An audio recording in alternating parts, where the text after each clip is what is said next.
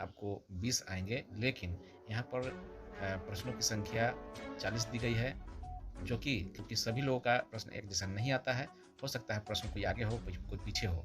तो प्रश्न लेकिन सभी होंगे, इन्हीं 40 प्रश्नों में से ही कोई 20 प्रश्न का आपको उत्तर देना होगा, जो आपके सिस्टम में आएगा। तो सबसे पहला प्रश्न है यहाँ पर, इसमें है कि बच्चों की रुचियाँ जानना, इसके अंतर्गत कौन-सी रुचियाँ आती हैं? तो आपको यहाँ 4 ऑप्शन दिया गया है, इसमें से हम सिर्फ़ जो आंसर होगा उसको हम आपको बताते चलेंगे। तो इसका आंसर होगा पहले से मौजूद रुचि और संभावित रुचि।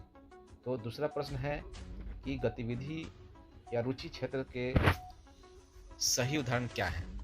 तो इसका उत्तर होगा कला, खोज, ब्लॉक, संगीत। तो इसका उत्तर आपको सामने हम दे रहे हैं। फिर इसी तरह से जो तीसरा प्रश्न है, सृजनात्मक बुद्धि का क्या अर्थ है? यहाँ पर आपको बताया गया है। तो इसमें जो है से जो ऑप्शन इसमें आया है, नवीन और अपेक्षित तरीकों से विचारों और भाषाओं को संबोधित करना। तो ये इसका उत्तर हो गया। आगे है, आप लोगों को बता दें कि बच्चों के सीखने में शिक्षकों की क्या भूमिका होनी चाहिए? इसका प्रश्न का उत्तर सहायक बनना। आगे बढ़ते हैं। आगे जो प्रश्न है वह है बच्चों की आवश्यकताओं का अनुमान लगाने के 3 तरीकों के नाम क्या हैं? तो इसमें इसका उत्तर हो जाएगा बच्चों की रुचियाँ जानना, पसंद जानना, सीखने की शैली जानना। ये आपका सही उत्तर होगा। प्रश्न छठा है, अधिकतर बच्चों के सीखने की पसंद को क्या प्रभावित करता है? इसका उत्तर होगा मस्तिष्क का रुझान, जेंडर और निजी अनुभव। आगे प्रश्न नंबर 7, चिंतनशील बनने से बच्चों को कैसे मदद मिलती है?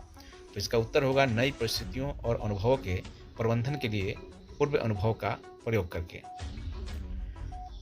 प्रश्न 8 है, सीखने के अनुभव शुरू करने से पहले शिक्षक को क्या करना चाहिए? तो इसका उत्तर हो जाएगा बच्चों की सीखने की आवश्यकता का पता लगाना। प्रश्न 9 है, कक्षा के बाहर के वातावरण तक पहुंचा स्वयं करने का अनुभव किस प्रकार की बुद्धिमत्ता को प्रोत्साहित करने के उदाहरण है? तो यहाँ उसका उत्तर हो जाएगा समीक्षात्मक बुद्धिमत्ता। 10वां प्रश्न है, एक बार बच्चों की सीखने की आवश्यकता की खोज करने के बाद शिक्षक को क्या करना चाहिए? तो इसका उत्तर सीखने की योजना का या निर्देशात्मक प्रक्रिया बनाएं। प्रश्न 11 है, बच्चे समग्र रूप से सीखते हैं का क्या अर्थ है? तो इसका उत्तर हो जाएगा बच्चे सभी प्रकार के स्रोतों से जानकारी ग्रहण करते हैं। प्रश्न 12 है, बच्चों की आवश्यकता का अनुमान लगाने के कितने तरीके हैं? तो इसका उत्तर हो जाएगा 3, यानी कि चौथा उत्तर होगा इसका 3। तो यहाँ पर आप देख सकते हैं कि बच्चों की आवश्यकताओं का अनुमान लगाने के कितने तरीके हैं? तो इनके 3 तरीके हैं। उसके बाद आते हैं प्रश्न संख्या 13, कक्षा में कितने प्रकार के परस्पर संवाद होते हैं? तो इसका उत्तर हो जाएगा 3। फिर आते हैं 14वां प्रश्न में, बच्चों को सीखने के पूर्व ज्ञात अनुभव कैसे प्राप्त होता है? तो उसका उत्तर हो जाएगा प्रतिदिन के अनुभव जिनका बच्चे सामना करते हैं। 15वां प्रश्न है, सक्रिय और ऑटोनोमस छात्र बनने के लिए बच्चों को क्या करना चाहिए? तो इसका उत्तर हो जाएगा जिज्ञासु, पहल करने वाले, आत्मविश्वास, खोजी प्रवृत्ति के और चिंतनशील बनकर। 16 प्रश्न है, कला के द्वारा सीखने के सही उदाहरण क्या है? तो आपको बता दें कि आकार बनाना और गत्यात्मक पैटर्न की पहचान करना। आगे प्रश्न है, सिखाने की प्रक्रिया का केंद्र कौन होता है? तो यह 17वां प्रश्न है, इसका उत्तर है बच्चे। प्रश्न 18, करके सीखने का अनुभव का क्या अर्थ है? तो आपको इसका उत्तर बता दें कि करके सीखना। प्रश्न 19, पहले से मौजूद रुचि में क्या शामिल है? तो इसका उत्तर हो जाएगा किसी बच्चे में अत्यधिक रुचि, विशेष लगाव। प्रश्न 20 है, जो बच्चे बहुत प्रश्न पूछते हैं वह कैसे हो सकते हैं?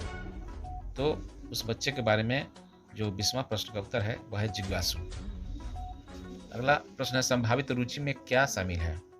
इसका उत्तर है किसी ऐसी चीज में रुचि जिसके बारे में बच्चा जानता नहीं है, शायद जब जान जाए तो उसमें ही रुचि हो जाए।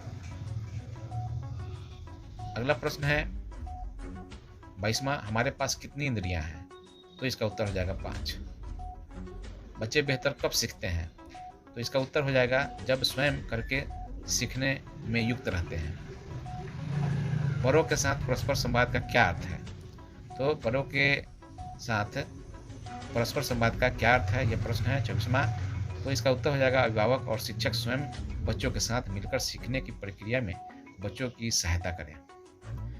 प्रश्न 25 है सीखना क्या है?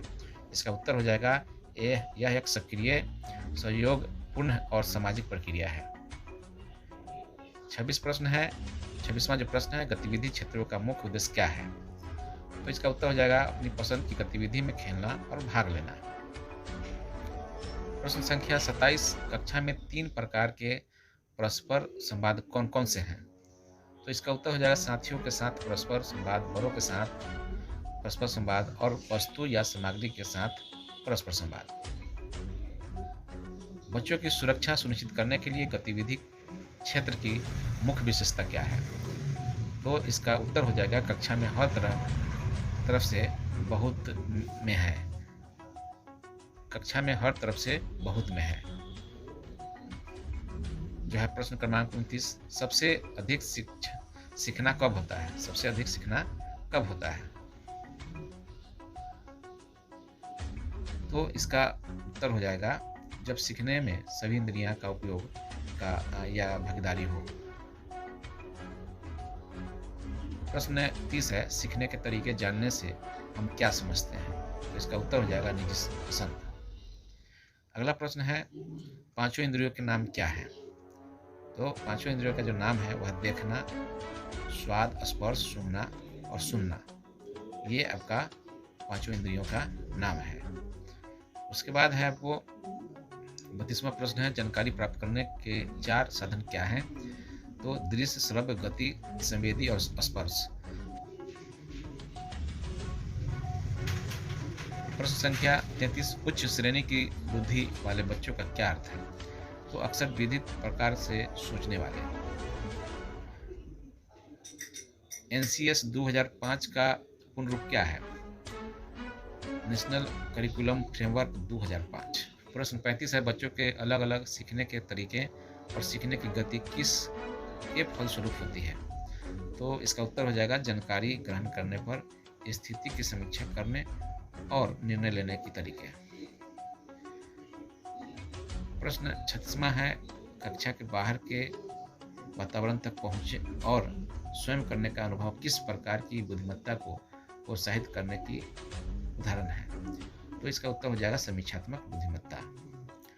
37वां प्रश्न है सामूहिक पसंद का क्या अर्थ है? तो इसका उत्तर हो जाएगा किसी विशेष परस्पर संवाद को प्राथमिकता देना, जैसे अकेले कार्य करना, साथी के साथ कार्य करना, बड़े या छोटे समूह में कार्य करना। अगला प्रश्न है गतिविधि क्षेत्रों का मुख्य उद्देश्य क्या है? तो इसका उत्तर हो जाएगा अपनी पसंद की गतिविधि में खेलना और भाग लेना। वहीं 39वां प्रश्न है सामग्री के साथ परस्पर संवाद का क्या अर्थ है? तो इसका उत्तर हो जाएगा बच्चों का विभिन्न प्रकार की सीखने या खेल सामग्री के साथ संलग्न होना। अगला जो प्रश्न है बच्चों के वर्तमान स्कूल कार्य और भविष्य के शैक्षणिक आजीविका के लक्ष्य के बीच में संबंध कब देखा जाता है? तो इसका उत्तर हो जाएगा जब बच्चे उस काम में शामिल होते हैं।